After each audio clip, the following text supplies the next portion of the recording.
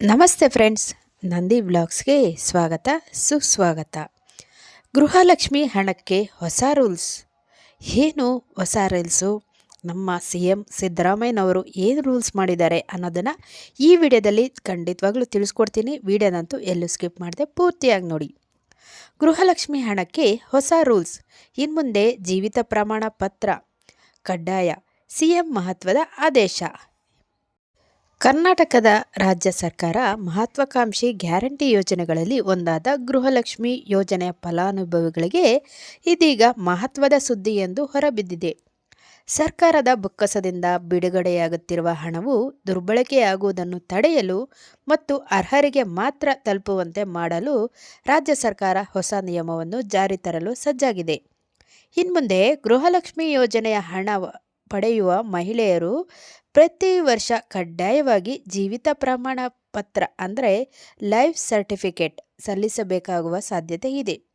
ಈ ಕುರಿತು ಮುಖ್ಯಮಂತ್ರಿ ಸಿದ್ದರಾಮಯ್ಯ ಅವರು ಅಧಿಕಾರಿಗಳಿಗೆ ಮಹತ್ವದ ಸೂಚನೆ ನೀಡಿದ್ದಾರೆ. ಏನಿದು ಹೊಸ ಪ್ರಸ್ತಾವನೆ, ಏನಿದು ಹೊಸ ನಿಯಮ ಅಂತ ನೋಡೋದಾದರೆ, ರಾಜ್ಯದಲ್ಲಿ ಪ್ರಸ್ತುತ ಸುಮಾರು 1.24 ಕೋಟಿಗೂ ಅಧಿಕ ಮಹಿಳೆಯರು ಪ್ರತಿ ತಿಂಗಳು 2,000 ರೂಪಾಯಿಗಳ ಗೃಹಲಕ್ಷ್ಮಿ ನೆರವನ್ನು ಪಡೆಯುತ್ತಿದ್ದಾರೆ. ಸರ್ಕಾರ ಈ ಯೋಜನೆಯಡಿ ಈವರೆಗೆ ಒಟ್ಟು 57.300 ಕೋಟಿ ರೂಪಾಯಿಗಳಿಗೂ ಅಧಿಕ ಮೊತ್ತವನ್ನು ಹಂಚಿಕೆ ಮಾಡಿದೆ. ಆದರೆ ಇತ್ತೀಚಿನ ಸಮೀಕ್ಷೆ ಮತ್ತು ವರದಿಗಳ ಪ್ರಕಾರ ಯೋಜನೆಯ ಫಲಾನುಭವಿಗಳಲ್ಲಿ ಕೆಲವರು ಮರಣ ಹೊಂದಿದ್ದರೂ ಸಹ ಅವರ ಬ್ಯಾಂಕ್ ಖಾತೆಗಳಿಗೆ ಹಣ ಜಮಾವಣೆಯಾಗುತ್ತಲೇ ಇದೆ. ಫಲಾನುಭವಿ ಮರಣ ಹೊಂದಿದ ಮಾಹಿತಿ ಸರ್ಕಾರಕ್ಕೆ ಸಕಾಲದಲ್ಲಿ ತಲುಪದ ಕಾರಣ ಸರ್ಕಾರದ ಕೋಟ್ಯಾಂತರ ರೂಪಾಯಿ ಹಣ ಪೋಲಾಗುತ್ತಿದೆ ಎಂಬ ಅಂಶ ಬೆಳಕಿಗೆ ಬಂದಿದೆ. ದಿನೇಶ್ ಗೂಳಿಗೌಡ ಅವರ ಮನವಿ ಮತ್ತು CM ಸ್ಪಂದನೆ ಏನು ಅಂತ ನೋಡೋದಾದರೆ, ಕರ್ನಾಟಕ ರಾಜ್ಯ ಗ್ಯಾರಂಟಿ ಯೋಜನೆಗಳ ಅನುಷ್ಠಾನ ಪ್ರಾಧಿಕಾರದ ಉಪಾಧ್ಯಕ್ಷರಾದ ದಿನೇಶ್ ಗೂಳಿಗೌಡ ಅವರು ಈ ಸಮಸ್ಯೆಯನ್ನು ಮುಖ್ಯಮಂತ್ರಿಗಳ ಗಮನಕ್ಕೆ ತಂದಿದ್ದಾರೆ. ಮೃತಪಟ್ಟವರ ಖಾತೆಗೆ ಹಣ ಹೋಗುವುದನ್ನು ತಡೆದರೆ ಆ ಉಳಿತಾಯದ ಮೊತ್ತವನ್ನು ಮತ್ತಷ್ಟು ಅರ್ಹ ಫಲಾನುಭವಿಗಳಿಗೆ ತಲುಪಿಸಬಹುದು ಅಥವಾ ರಾಜ್ಯದ ಇತರ ಅಭಿವೃದ್ಧಿ ಕಾರ್ಯಗಳಿಗೆ ಬಳಸಬಹುದು ಎಂದು ಅವರು ಪತ್ರದಲ್ಲಿ ವಿವರಿಸಿದ್ದಾರೆ. ದಿನೇಶ್ ಗೂಳಿಗೌಡ ಅವರ ಪತ್ರವನ್ನು ಗಂಭೀರವಾಗಿ ಪರಿಗಣಿಸಿದ CM ಸಿದ್ದರಾಮಯ್ಯನವರು 7/2/2026 ಸರ್ಕಾರದ ಮುಖ್ಯ ಕಾರ್ಯದರ್ಶಿಯವರಿಗೆ ಲಿಖಿತ ಆದೇಶ ನೀಡಿದ್ದಾರೆ. ಈ ಪ್ರಸ್ತಾವನೆಯನ್ನು ತಕ್ಷಣವೇ ಪರಿಶೀಲಿಸಿ ಸೂಕ್ತ ಕ್ರಮ ಕೈಗೊಳ್ಳುವಂತೆ CM ಬರೆದಿದ್ದಾರೆ. ಬರೀ ಪಿಂಚಣಿದಾರರಿಗೆ ಅಲ್ಲ ರೂಲ್ಸು, ನಿಮಗೂ ಕೂಡ ಇದೆ ರೂಲ್ಸು. ಏನು? ಸಾಮಾನ್ಯವಾಗಿ ನಿವೃತ್ತ ಸರ್ಕಾರಿ ನೌಕರರ ಪಿಂಚಣಿ ಪಡೆಯಲು ಪ್ರತಿ ವರ್ಷ ಬ್ಯಾಂಕಿಗೆ ಹೋಗಿ ತಾವು ಬದುಕಿರುವ ಬಗ್ಗೆ ಸಹಿ ಅಥವಾ ಹೆಬ್ಬೆಟ್ಟು ಒತ್ತುವ ಮೂಲಕ ಲೈಫ್ ಸರ್ಟಿಫಿಕೇಟ್ ನೀಡುತ್ತಾರೆ.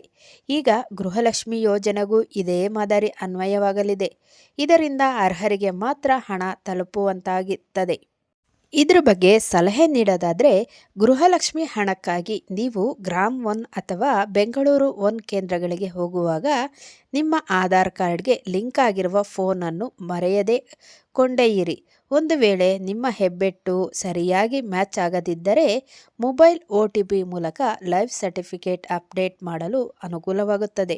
ನಿಮಗೆಲ್ಲರಿಗೂ ಕಾಡ್ತಾ ಇರುವ ಪ್ರಶ್ನೆ ಏನಂದರೆ, ಜೀವಿತ ಪ್ರಮಾಣ ಪತ್ರ ಸಲ್ಲಿಸುವುದು ಎಲ್ಲಿ ಅಂತ ನೋಡೋದಾದರೆ, ಸದ್ಯದ ಮಾಹಿತಿ ಪ್ರಕಾರ ನಿಮ್ಮ ಹತ್ತಿರದ ಗ್ರಾಮ್ 1, ಕರ್ನಾಟಕ 1 ಅಥವಾ ಬ್ಯಾಂಕ್ಗಳಲ್ಲಿ ಬಯೋಮೆಟ್ರಿಕ್ ನೀಡುವ ಮೂಲಕ ಇದನ್ನು ಸಲ್ಲಿಸಬಹುದಾಗಿದೆ. ಮಹಿಳಾ ಮತ್ತು ಮಕ್ಕಳ ಕಲ್ಯಾಣ ಇಲಾಖೆ ಇದರ ಬಗ್ಗೆ ಶೀಘ್ರವೇ ಸ್ಪಷ್ಟನೆ ನೀಡಲಿದೆ. ಮತ್ತು ಇದು ಪ್ರತಿ ತಿಂಗಳು ಮಾಡಬೇಕಾ ಅಂತ ನೋಡೋದಾದರೆ, ಇಲ್ಲ, ಇದು ಪಿಂಚಣಿದಾರರ ಮಾದರಿಯಲ್ಲೇ ವರ್ಷಕ್ಕೆ 1 ಬಾರಿ ಮಾತ್ರ ಸಲ್ಲಿಸಬೇಕಾಗುತ್ತದೆ.